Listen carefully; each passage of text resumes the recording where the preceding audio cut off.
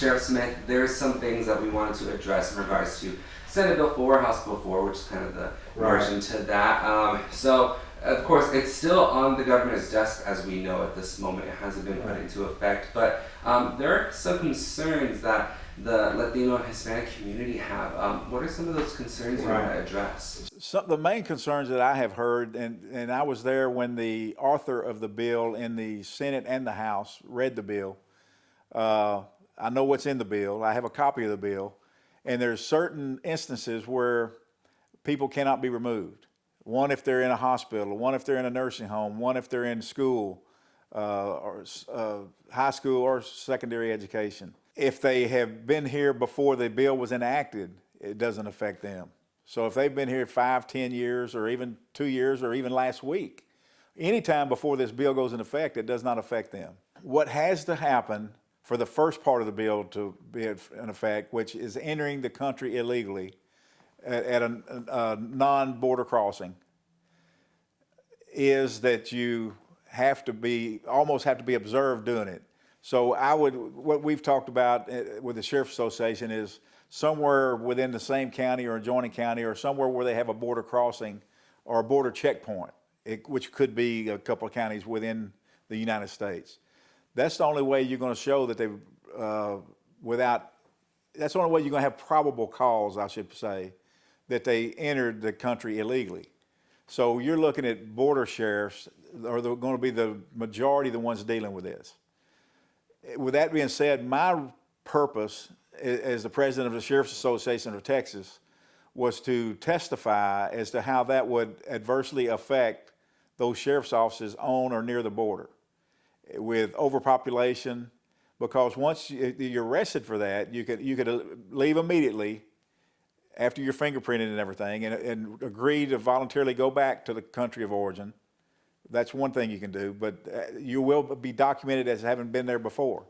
Okay, say you come back through again illegally, and you make it down to Tyler, Texas, and we have some reason to run your criminal history and find out that or your fingerprints, find out you're illegally crossed once, you're looking at a higher misdemeanor and sometimes a felony at this point.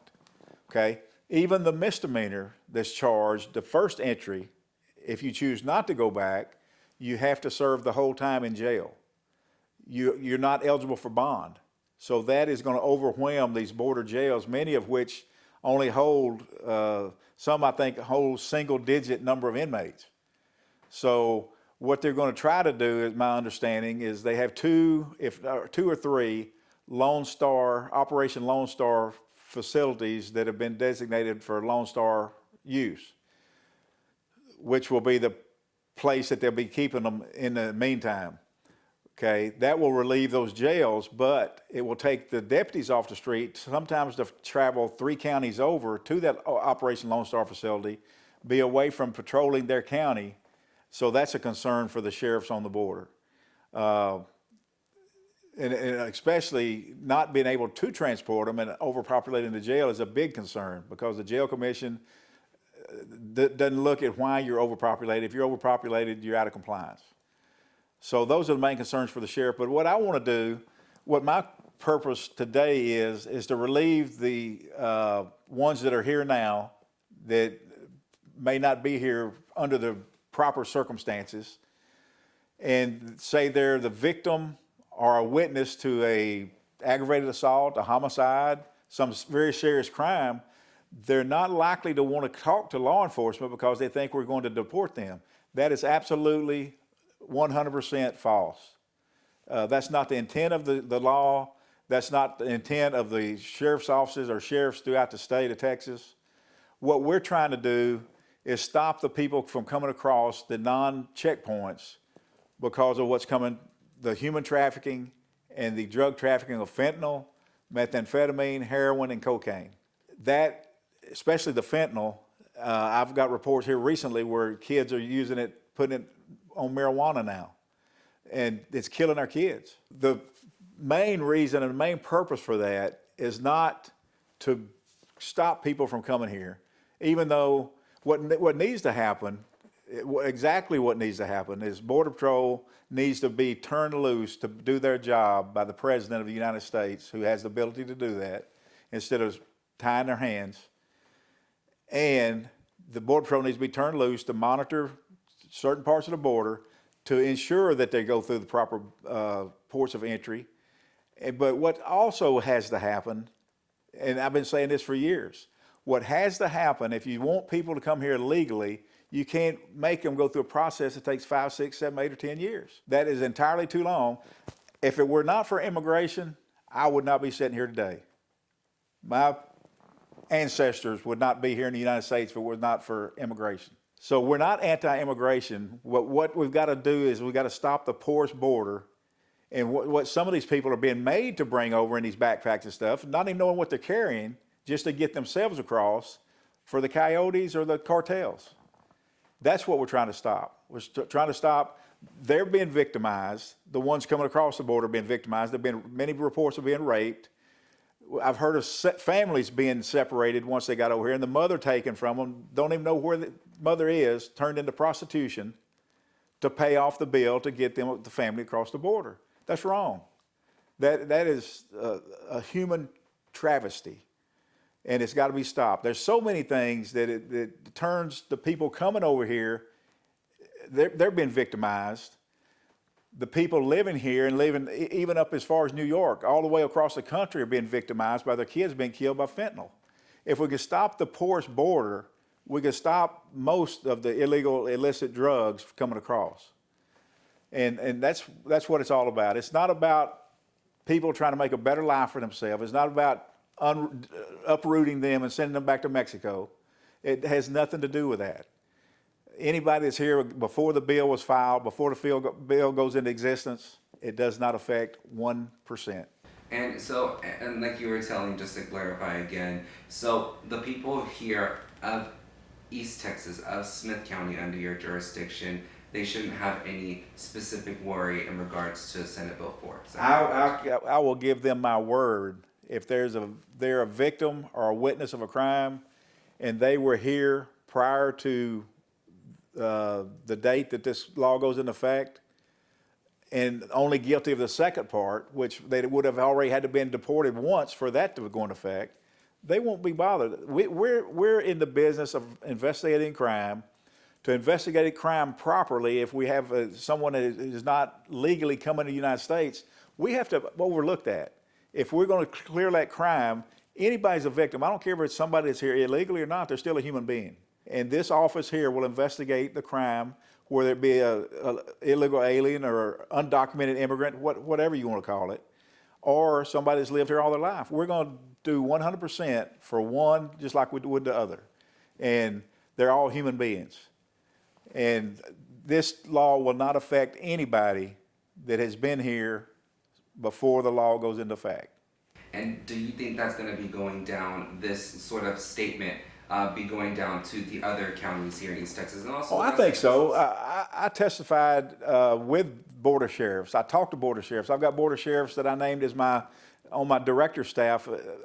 Me being the president of the association this year, I get to name 5 directors, and I believe 2 of them are on the border. And I've been on the board before with other directors. The directorship is 1 year as well. I've got several good friends that are border sheriffs, and I know what they have to go through. One of them has been through somewhere around 90 or 100 death investigations just out off the border of people trying to get across and get dehydrated or get killed or just die. And that's within about 2 or 3 year period. And that's wrong. That's one county. And look how many counties you have from the tip of Texas up to the El Paso. There's a lot of them. And that's happening everywhere. And that's one of the bad parts. The coyotes taking advantage and the cartels taking advantage, because cartels will, anything that's got anything to do with making money, they're going to have their finger in it. I assure you that. And they're not just going to be getting the bodies across. They're going to be getting the illicit drugs across with it to the other side of the river and to destinations all the way up as far as to the Canadian border.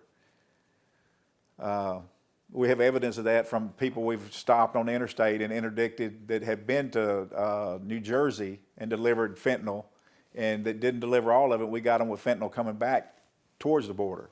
So a porous border has to be stopped. There's 100, I think there's 130 something nationalities that have been documented as come through the porous border. We don't know, and I'm not trying to frighten anybody, but I would be remiss in my duties if I didn't inform people that we have people, or could have people here in the United States. There's been Chinese, there's been Russian descent. We've had people probably already in place here in the United States that could do and probably at some point will try to do us harm. And it's our job to stop that. And we need the people's help to do it. We need the federal government's help to do it. And they've got to get together and stop this bipartisan bickering and finally get together as Americans instead of Republicans and Democrats and get something done. So this isn't just about the Hispanic Latino community and the cartels either anymore. It's about other nationalities and Oh, absolutely, absolutely. It's not just people from Mexico. There's people from at least 130 something, the last count I got, different nationalities, which brings about another question to me. As far as the bill is concerned, if you have to retreat or agree to go back to your country of origin, and it's not Mexico, how are you going to get there? Mexico has to agree to let you go through their country to go back to your country. So there's a lot of things left to be ironed out, and quite frankly, I look for this to be contested by the federal system. I look for that to happen immediately, whether or not there'll be an injunction issued, which if an injunction's issued, that would make us stop doing it until it's heard in court. There's a lot of things, but I believe that the governor knows what he's doing, and I believe the governor, I support the governor 100%. The governor is doing something where everybody else is doing nothing. And you can tell that by the price of drugs on the street. When we buy drugs on the street in an undercover capacity, we tell how porous the border is by how the price of the drugs go down and the purity goes up. And when the purity of heroin goes up, you start killing people without fentanyl in it, because the average percentage of heroin that you cut it down to is about 4%. Anything above 4% heroin, black tar heroin, will kill you just as much as fentanyl will. And when the price goes down, the purity goes up, people start ending up in emergency rooms and start dying from straight heroin. This is kind of, like you said, not a warning, but like not a cry for help either, but a notification to the federal government, hey, we need something done. It's not a warning, but really a cry for help. We've got congressmen and senators in the state of Texas. They should be screaming from the rooftops right now to their constituents and the constituents on the other side of the hall, and tell exactly what I'm telling here. Every one of them has made at least 1, 2, or 3 border visits that's even in this part of the state. And they've been told what this is doing, but nothing has happened. We got to get rid of the bipartisan politics, get together as Americans. And Americans, I mean everybody in the melting pot that have become Americans. It's not just the ones that were born here. These other people are becoming Americans too. They might have dual citizenship, but they're becoming Americans. We got to get together as one and remedy this problem. In regards to, like you said, some of these facilities not having enough capacity to hold these people if the Senate bill does get passed, when it comes to funding and like getting the officers to do it and also conduct that the process, where does that kind of funding, where's that going to be coming from? Well, they've already got a little bit of Operation Lone Star money. Those who participate do. But that is really to pay the overtime for what they're already doing.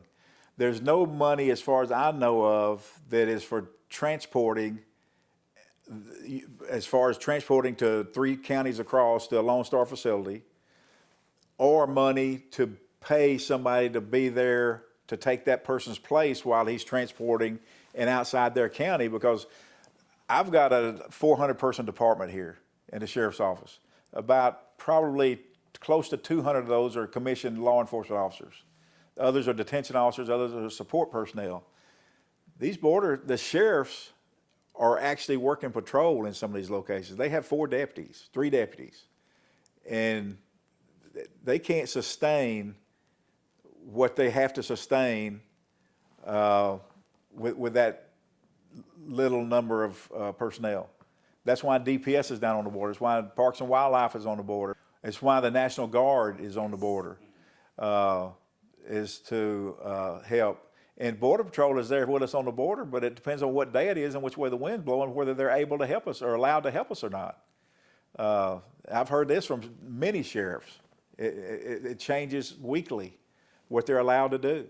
One thing that I would like to see happen that we've asked in San Diego, at our conference in San Diego, asked the number 2 man with Border Patrol, when is regular law enforcement, us non-federal law enforcement, going to have access to the license plates and information coming into their license plate readers that are controlled by Border Patrol? Border Patrol is not keeping us from doing it, but somebody higher up in the government is keeping us from doing it. We share our information with them. They need to reciprocate and share that information with us. That would help us tremendously. We've got a TAG unit here, a Texas Anti-Gang Unit, which is where we work federal, state, and local law enforcement under one roof. We work cartels, we work transnational gangs, we work street gangs, we work motorcycle gangs. That information is vital to us to be able to get their information in a timely manner instead of taking 2 weeks to get it. We need it now. We need it as we're working a case or doing surveillance at the time. So there's so many things that the federal government could flip the switch on and will make a tremendous difference between daylight and dark on how the border is controlled and how people will live a much better life on both sides of the border if we can get that going and get the legal avenue to immigration sped up exponentially, because it's a travesty when it's taken 5, 6, 7 years to become a U.S. citizen, because that's what you want to do. I've attended some of these citizenship swearing-ins, and it's something to behold. And that's the American way. And it's being stalemated. The federal government looks like they're doing something for the people coming across the border on this side, yet they're stalemating and stopping them from being able to legally come across.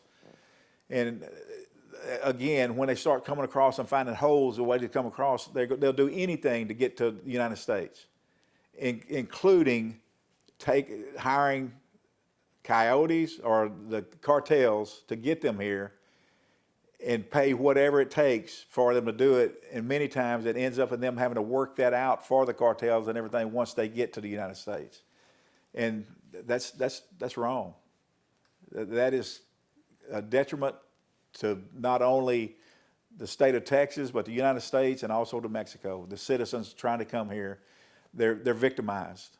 So if Senate Bill 4 does get signed to the governor, goes into state law, if somebody who has been waiting that 6 to 7 years to finally get a visa to come into the United States to apply for citizenship, and then they come all the way to Tyler and they happen to get pulled over by one of your deputies and they're not able to show that documentation real quickly, they shouldn't feel... Let me put it this way. I was one of the 14 first, I think, in the state of Texas, one of the first 14 out of 254 counties to join the 287G program. The 287G program is a program by which the immigration sends my deputies to their academy for 4 weeks, teaches them about immigration, how to do the fingerprints, how to submit to immigration personnel. I will tell you, I've told multiple times, we have, as part of 287G program, we talk to citizens annually. We have where immigration from Dallas will come in, and we have an annual event where anybody's welcome off the street. Nobody's going to check your ID. Nobody's going to check your passport. Nobody's going to check your green card. No matter who you are. You can come in and listen to that. And I will tell you, and as I told them, where we start checking Immigration status is if you commit a crime at least the level of a DWI, driving while intoxicated. DWI kills just like a bullet kills. So DWI up, you're going to get arrested. If you if you get stopped, for instance, for no driver's license, we're not going to check your immigration status. We're not going to stop you on the street here because you look Hispanic and check ask for your green card or your immigration papers. We're not going to do it. Never will, as long as I'm sheriff. People have to be able to live their life like everybody else does. There should not be this class of people and that class of people can do this and this one can do that. Everybody should be able to live the American dream. And I don't see this by any means stopping that American dream from happening. I think it makes it go, I hope it pushes the federal government back to say, we need to do our job, we need to do it right. But on the other hand, I hope they open their eyes and say, we need to speed up, expedite a legal process by which they can immigrate to the United States of America or any other country they want to from Mexico in a more expeditious manner. That's pretty much all the questions I had. Is there anything else you want to ask? That's good, because that's the only answers I got. Okay, perfect. All right, I think we really got into depth. No, you did a good job. Everything. Thank you so much. Yeah.